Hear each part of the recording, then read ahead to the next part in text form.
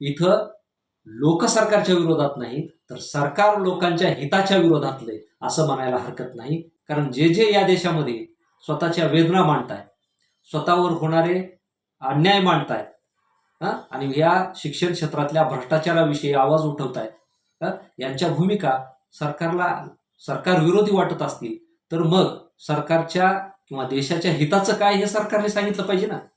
किंवा तुम्ही कुठल्या हिताची भूमिका मांडली म्हणजे मग आम्हाला बरं वाटेल. कदाचित त्या क्रांतिकारकांना असं आज वाटत असेल की कोणत्या महामूर्खांसाठी आपण फाशीवरती गेलो, की ज्यांना या देशाच्या शिक्षणाशी, या देशाच्या भवितव्याशी काहीच देणं घेणं नाही.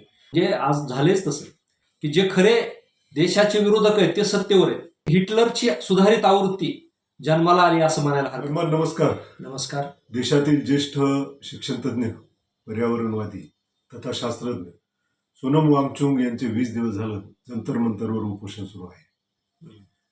एक शास्त्रज्ञ उपोषण करतोय, त्याच्या मागण्याकडे सरकारनं लक्ष देणं गरज आहे, परंतु सरकार त्यांच्याशी बोलायला तयार नाही. सरकार त्यांच्या उपोषणाकडे दुर्लक्ष करतंय का, काय वाटतं? आतापर्यंत जे काही आंदोलनं झाली त्या आंदोलनाकडं या सरकारनं ज्या दृष्टीनं पाहिलं, ज्या पद्धतीनं आंदोलनं या सरकारनं हाताळली, त्यावरून असं दिसतंय की सोनम वांगचुक यांचं 20 दिवस तेही आमरण उपोषण चालू असून देखील सरकारचा एकही प्रतिनिधी त्यांच्याकडे भेटीसाठी दूत म्हणून पाठवलेला नाही. आणि दुसरी गोष्ट, मागचा जर इतिहास बघितला तर पंजाबमध्ये, दिल्लीमध्ये शेतकऱ्यांचे फार मोठे आंदोलन यापूर्वी झाले होते. त्या आंदोलनामध्ये देशातल्या 400 संघटनांनी सहभाग घेतला होता. ते आंदोलन मोडीत काढण्याचे प्रयत्न सरकारनं केले होते आणि शेतकऱ्यांचं 1 महिनाभर आंदोलन चालून देखील त्यावेळेस देखील सरकारनं त्याकडे दुर्लक्ष केलं होतं. त्या ठिकाणी कुठलंही शिष्टमंडळ त्या आंदोलकाशी बोलणी करण्यासाठी गेलेलं नव्हतं. दुसरी गोष्ट आणखीन एक होती की असंच एक आंदोलन पंजाबमध्ये झालं होतं तिथल्या शेतकऱ्यांचं. तर त्यावेळेस BJPचे तिथले जे काही मंत्री होते, तर त्या मंत्र्याच्या मुलानं त्या आंदोलनामध्ये एक 4 चाकी गाडी घुसवून तिथं आंदोलकांना चिरडून मारण्याचा प्रयत्न केलेला होता. त्यावेळेस देखील या देशातील शेतकऱ्यांनी त्या मंत्र्याच्या राजीनाम्याची मागणी केलेली होती. जो मंत्री लोकांना मारण्याचा प्रयत्न करतो, लोकांना चिरडण्याचा प्रयत्न करतो आणि लोकशाहीमध्ये लोकांच्या प्रश्नाकडे दुर्लक्ष करतो, त्यावेळेस देखील त्याच्या राजीनाम्याची मागणी झाली होती. परंतु त्या मागणीकडे या सरकारनं सरळ दुर्लक्ष करून उलट त्यांच्यावरती दहशत निर्माण करण्यासाठी त्या मंत्र्याला प्रमोशन दिलेलं होतं. म्हणजे हे हिटलरची सुधारित आवृत्ती जन्माला आली असं म्हणायला हरकत नाही. त्यामुळं 20 दिवसानंतरही सरकारनं एवढ्या मोठ्या आंदोलनाकडं, एवढ्या मोठ्या शास्त्रज्ञाकडं दुर्लक्ष केलंय, हे देशाचं निश्चितच दुर्भाग्य आहे. इथल्या शिक्षण घेणाऱ्या विद्यार्थ्यांचं दुर्भाग्य आहे असं म्हणायला हरकत नाही. कारण या आंदोलनातून न्याय तर सोडाच, पण ज्यांनी हा घोटाळा केला किंवा जे ह्या नीट परीक्षेच्या घोटाळ्यामध्ये सहभागी आहे, कदाचित हे सरकार त्या घोटाळेबाजांना उद्या आमदारकी आणि खासदारकी सुद्धा देऊ शकतं. कारण या देशामध्ये चांगलं काम करणाऱ्या माणसांना दाबायचं, त्यांना संपवायचं या ठिकाणी राजकारण चालू आहे. आणि जे जास्त भ्रष्टाचार करतील, जे जास्त लोकांवरती दहशत मिरवतील, अशांना सरकार बक्षिसं देते. म्हणजे या ठिकाणी लोकशाही चिरडून काढण्याचा हा सरकारचा यातून प्रयत्न आहे म्हणायला हरकत नाही. कारण एकूण आतापर्यंतच्या शासनाच्या वर्तनावरून तसं दिसून येतंय. मग लोक या आंदोलनाला पाठिंबा का देत नाहीत? लोकांचा मोठ्या प्रमाणावर पाठिंबा मिळणं अपेक्षित आहे. लोकांसाठीच हे आंदोलन चालू आहे आणि मग लोक दुर्लक्ष का करतात? त्याचं कारण असं आहे की आपल्या देशातील लोक उच्च शिक्षित जरी झालेली असली तरी त्यांच्यामध्ये तर्कबुद्धी आणि एखादी गोष्ट समजून घेण्याची उपजत जे काही बुद्धिमत्ता असते ती वृद्धिगत झालेली नाही असं म्हणता येईल. आणि दुसरी गोष्ट अशी आहे, जेव्हा जेव्हा लोकहिताची वेळ येते तेव्हा राज्यकर्ते लोकांचा बुद्धिभेद करतात आणि त्यांना त्यांच्या सामूहिक उद्धाराच्या मार्गापासून अलिप्त करतात, त्यांचे मार्ग बंद करतात.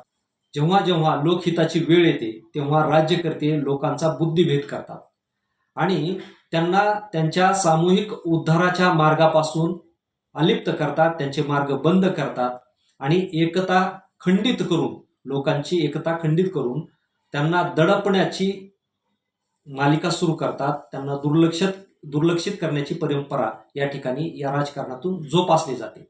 आणि मग त्यामुळं काय होतं माहिती का, की आपल्या देशामध्ये लोक हे स्वतःच्या हितापेक्षा राज्यकर्त्यांच्या हितासाठी पूरक मानसिकता ठेवणारे आहेत. कारण आपल्याकडे नेत्यावर प्रेम केलं जातं, पक्षावर प्रेम केलं जातं. तुम्ही कुठलाच माणूस असा निपक्षपाती या देशामध्ये सापडणार नाही.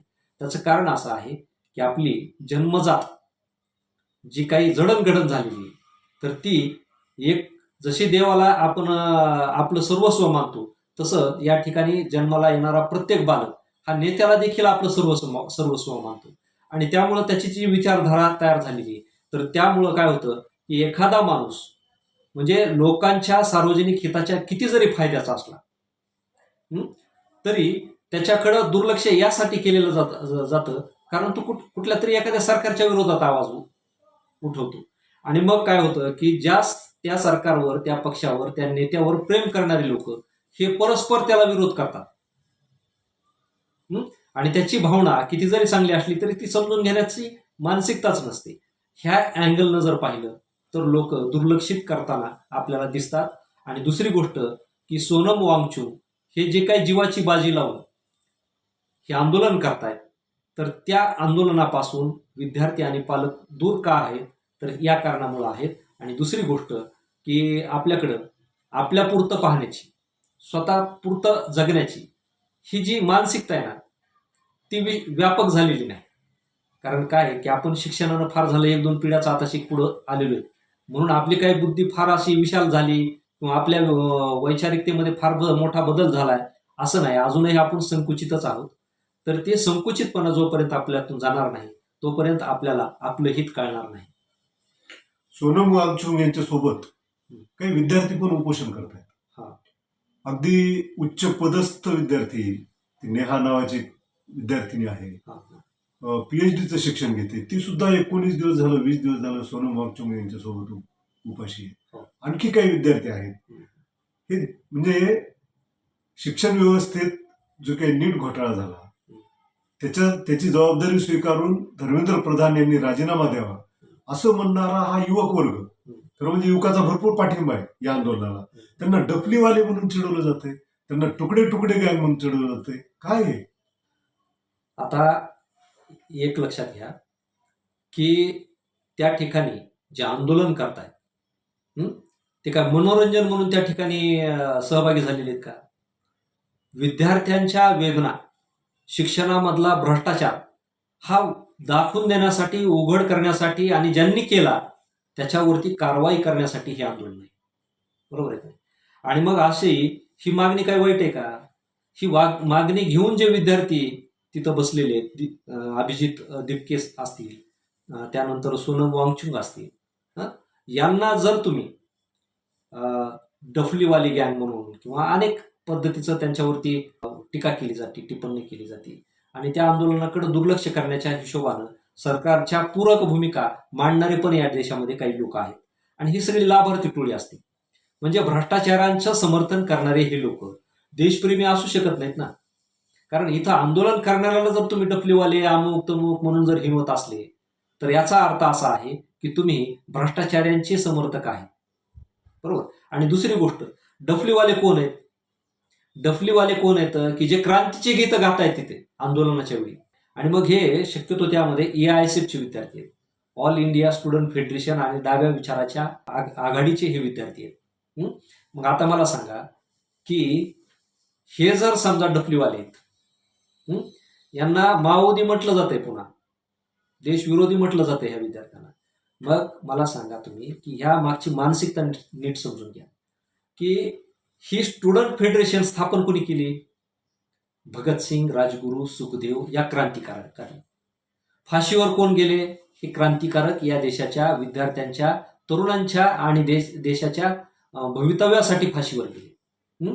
मग आता त्यांची विचारधारा घेऊन त्यांच्या प्रेरणेतून ज्या संघटनेचे विद्यार्थी आजही काम करतायत आणि क्रांतीची गीतं गातायत, त्यांना जर तुम्ही डफलीवाले म्हणत असले तर हा अपमान त्या विद्यार्थ्यांचा नाहीये. आज जे आंदोलन ते त्या विद्यार्थ्यांचा नाही, हा अपमान त्या क्रांतिकारकांचा आहे की जे या देशासाठी फाशीवर गेलेले. बरोबर आहे का नाही? आणि मग त्यांना जर तुम्ही, त्यांच्या संघटनेला जर तुम्ही डफलेवाल्यांची संघटना म्हणत असली तर कदाचित त्या क्रांतिकारकांना असं आज वाटत असेल की कोणत्या महामूर्खांसाठी आपण फाशीवरती गेलो, की ज्यांना या देशाच्या शिक्षणाशी, या देशाच्या भवितव्याशी काहीच देणं घेणं नाही, आणि ते अशा लोकांच्या प्रश्नासाठी जे आंदोलन करतायत, जीवाची बाजी लावतायत, त्यांची जर हे अवहेलना करीत असेल तर हे नालायक लोक आहेत आणि हे देशाचे देशद्रोही लोक आहेत. म्हणजे आज झालेच तसं की जे खरे देशाचे विरोधक आहेत ते सत्तेवर आहेत. बरोबर आहे की नाही? आणि जे देशाच्या हितासाठी भूमिका मांडतायत ते देशद्रोही आहेत. म्हणजे व्याख्या बदलल्या आहेत आता, आणि हे यातून स्पष्ट दिसतंय ना. तुम्ही डफलीवाले म्हणत असला तर हे समोर दिसतंय. हा फरक आपल्याला समजून घेणं आवश्यक आहे. या लोकांनी हा फरक समजून घेऊन आंदोलनामध्ये सहभागी होणं आवश्यक आहे असं मला वाटतं. आता एक शेवटचा प्रश्न, सोनम वांगचुक यांचं आंदोलन हे सरकारच्या विरोधात आहे असा ठपका सरकारची बाजू घेणारे लोक ठेवत आहेत, यामध्ये कितपत तथ्य आहे? कारण सरकार लोकविरोधी असेल, सरकार विद्यार्थी आणि शिक्षण विरोधी असेल, तर ही सगळी लोक सरकार विरोधी असणारच आहे. परस्पर विरोध आहे ना. म्हणजे सरकारला जर या देशातला प्रत्येक नागरिक हा जर सरकारच्या विरोधात वाटत असेल, इथं भ्रष्टाचाराविरोधात प्रश्न विचारणारा युवक सरकारच्या विरोधातला वाटत असेल, जिथं पिडलेला अन्याय झालेला माणूस सरकारला जाब विचारित असेल, तर तो सरकारच्या विरोधातला आहे असं म्हणता येईल. म्हणून सरकारला जो प्रश्न विचारतो तो सरकारच्या विरोधातला आहे, आणि म्हणून सरकारचं समर्थन करणारी ही भ्रष्टाचारी टोळी असा आरोप करणं साहजिक आहे.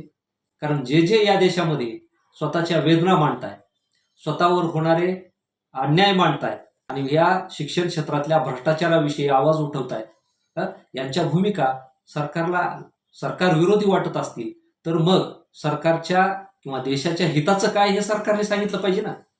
किंवा तुम्ही कुठल्या हिताची भूमिका मांडली म्हणजे मग आम्हाला बरं वाटेल. जसं मोगलांचा शासक अकबर याला जसं त्याची स्तुती करणारे स्तुतीपाठक हे जसे बरे वाटत होते का नाही जुन्या काळामधल्या शासकांना, तसे सरकारला जर सरकारची स्तुती करणारे बरे वाटत असतील तर ते सरकारचे पूरक आहेत, आणि सरकारला प्रश्न विचारित असतील तर ते सरकारचे विरोधक आहेत असं म्हणायला हरकत नाही. आणि दुसरी गोष्ट असं आहे की एक मुद्दा सांगायचा राहून गेला की सरकारच्या विरोधात जसं शेतकरी आंदोलन केलं शेतकऱ्यांनी, ते सरकारच्या विरोधक आहेत असं त्यावेळेस पंतप्रधानांचे समर्थक म्हटले होते. खुद पंतप्रधान म्हटले होते की हे आंदोलन करणारे आंदोलनजीवी आहेत असं म्हटले होते. आणि सगळ्यात महत्वाचं की सोनम वांगचुक हे एक शास्त्रज्ञ आहेत, एक शिक्षण तज्ज्ञ आहेत, एक पर्यावरणवादी आहेत, आणि त्यांचा खूप मोठा त्याग या देशासाठी. आणि त्यांचं आंदोलन जर हे सरकार दुर्लक्ष करीत असेल तर याहीपेक्षा एक गोष्ट तुम्हाला आठवली पाहिजे की J.D. अग्रवाल नावाचे एक महान वैज्ञानिक होते, आणि त्यांनी 111 दिवसांचं उपोषण केलेलं होतं की गंगा नदीच्या स्वच्छतेसाठी. 22 जून 2018 ते आंदोलन त्यांनी सुरू केलेलं होतं, आणि 111 दिवसाचं उपोषण करून देखील या सरकारनं त्यांच्याकडे दुर्लक्ष केलेलं होतं. आणि त्यांचा वयाच्या 87व्या वर्षी उपोषण करता करता जीव गेला, त्यांचा मृत्यू झाला ऋषिकेशमध्ये. मग एवढ्या मोठ्या महान शास्त्रज्ञाचं, IIT तज्ज्ञ असलेल्या, प्रोफेसर असलेल्या अग्रवालांचा जीव गेला, त्याकडे या सरकारनं दुर्लक्ष केलं. त्या मानानं याचं जे आंदोलन आहे तर त्याच वाटेवर जातंय का काय असा प्रश्न या ठिकाणी उपस्थित राहतोय. आणि यावरून एक गोष्ट निश्चित लक्षात घेतली पाहिजे, इथं लोक सरकारच्या विरोधात नाही तर सरकार लोकांच्या हिताच्या विरोधातलंय असं म्हणायला हरकत नाही. धन्यवाद.